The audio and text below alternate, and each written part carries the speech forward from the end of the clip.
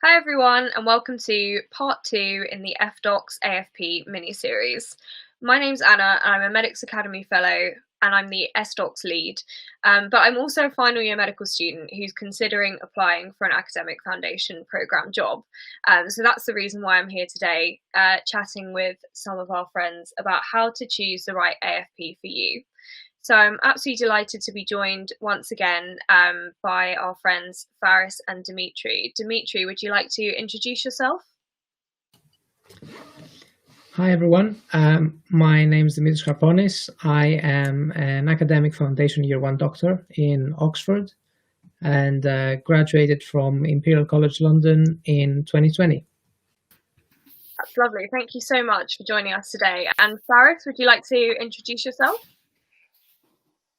So hello, my name is Faris Hussain. I'm one of the academic FY1 doctors currently working in Cardiff at the moment, and I'm currently doing paediatrics as my first rotation. Thank you so much for being with us this evening, both of you. So first of all, I'm just going to ask a question to Faris. So why did you choose your foundation programme? Yeah, so the reason why I chose my program, so I did a bit of research looking at various different programs for the academic foundation program across the UK. And I think what most struck me towards applying for a program in Wales is, unlike the programs in England, where you know your rotations for the first 2 years and you usually get an academic block, so a 4-month period where you get time to do a job within research, medical education, or leadership. What attracted me to the rotations in Wales was the fact that you had that academic time spread throughout the academic year.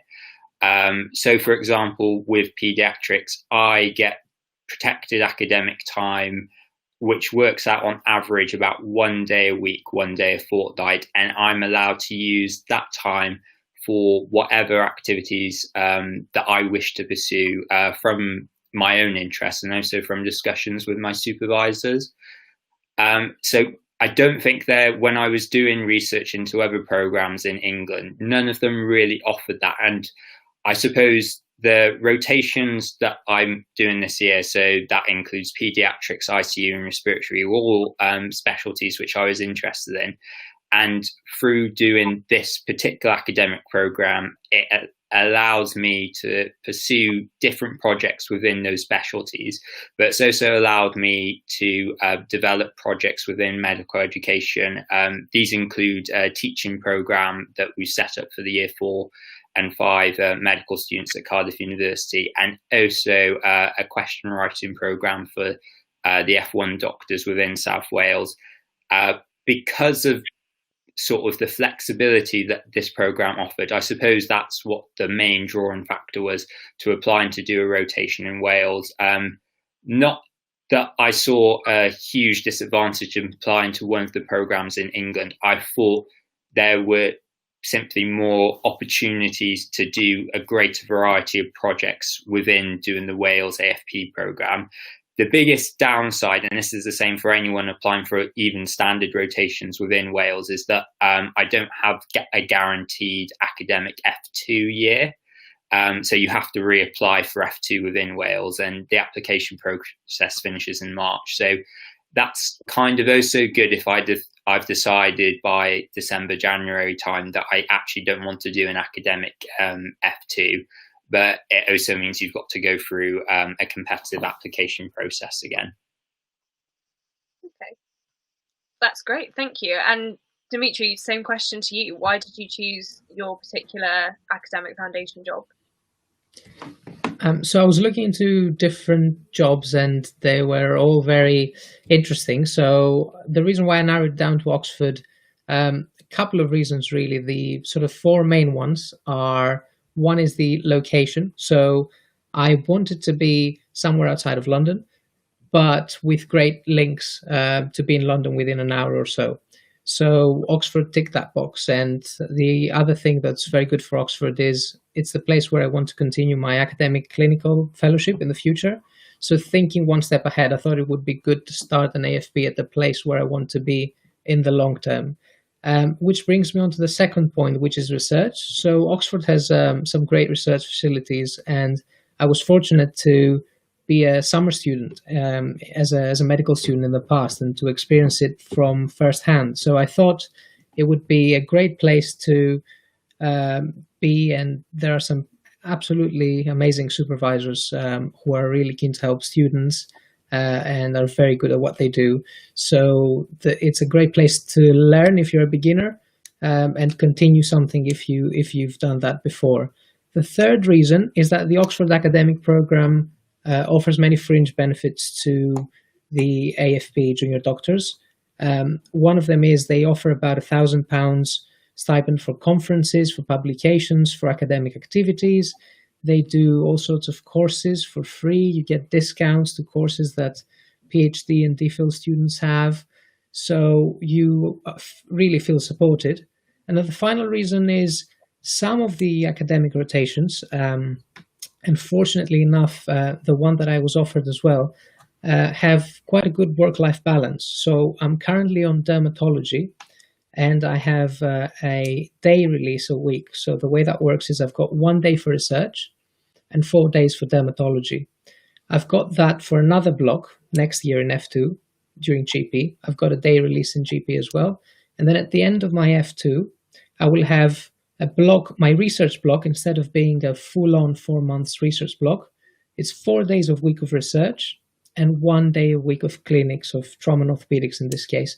So it's a very good mix, and I feel like you probably don't get burnt out as soon, though I may regret saying this now.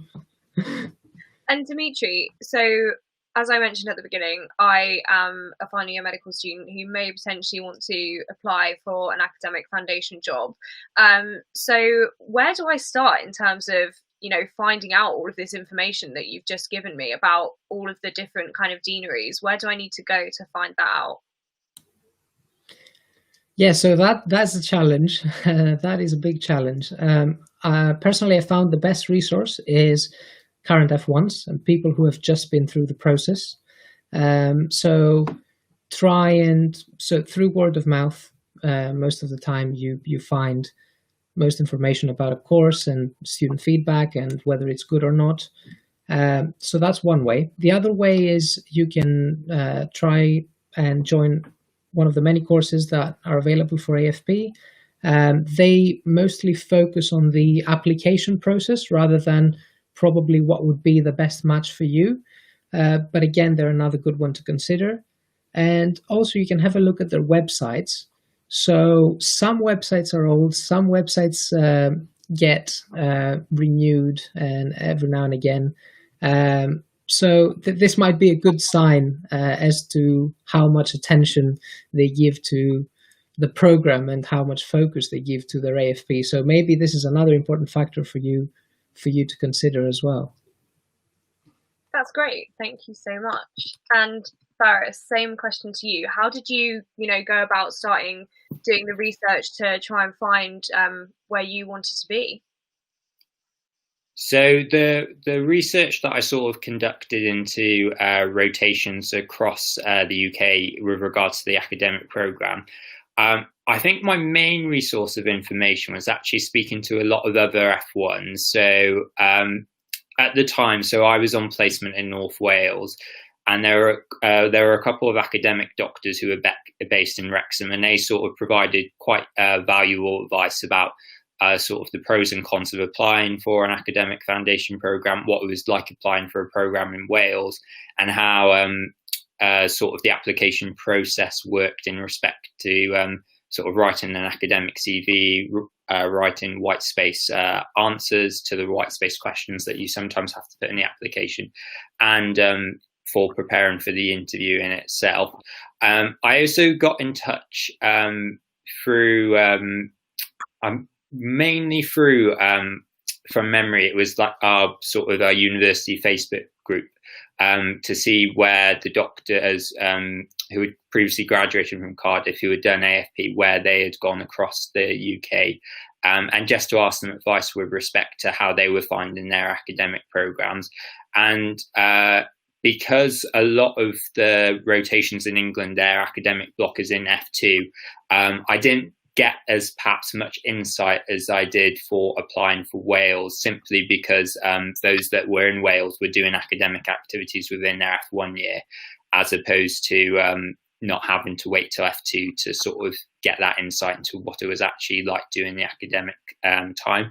I also I got given a textbook. I'm trying to remember the name of it, but it was quite a small textbook that I think someone had bought it. I can't remember who bought it for me, but it was quite a small one off Amazon. But that was actually quite useful into sort of providing an insight into what the academic program is composed of, and sort of what the types of academic program are. So you can do different types of academic rotations that may be focused in medical education, may be focused within a particular specialty, or maybe focused within leadership.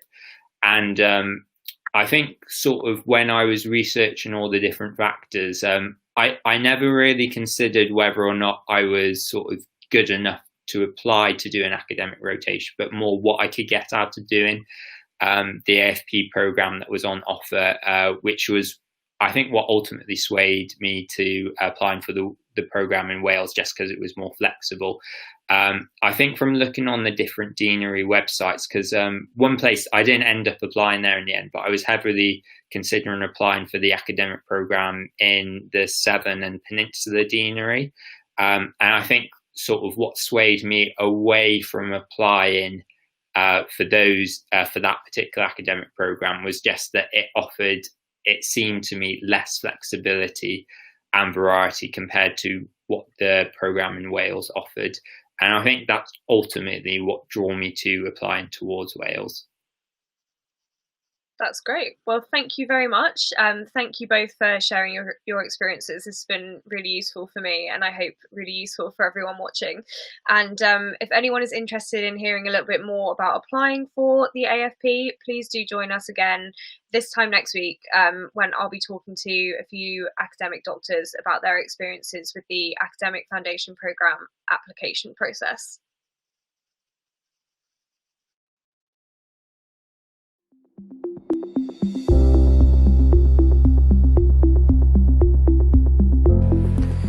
Hi, so my name's Zaid. I am an F1 in West London, and I just completed the Medics Academy Training in Teaching Day 3 course. I think it's structured in a really nice way with a lot of resources you can permanently access. The course isn't over after 3 days.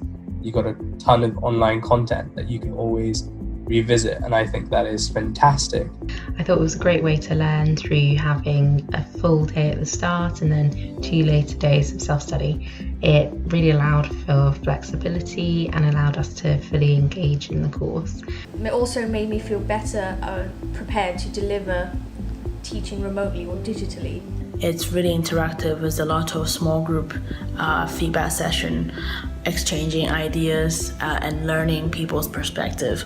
After actually doing this course, I realised that teaching is more of a science, and it's really important to get clear feedback so that you can improve your teaching. This course also encouraged me to think thoroughly about what my audience actually wants from my teaching session, and also how I can keep them better engaged. Really great and fantastic to get such fantastic lectures from experts in the field throughout the 3 days. It was also interesting to learn from others taking part on the course, because we all have different levels of experience, so it was interesting to gain their perspective on things too. I learned not just about different style of teaching, I also learned about what is medical education, how to build a career in medical education. Overall, I learned a lot from the teaching course. I think it's a really well done course. I really enjoyed it. And I really found it very enjoyable. That's what I thought of the whole course, and I really enjoyed it, and I would recommend it to other people. So thank you for letting me participate.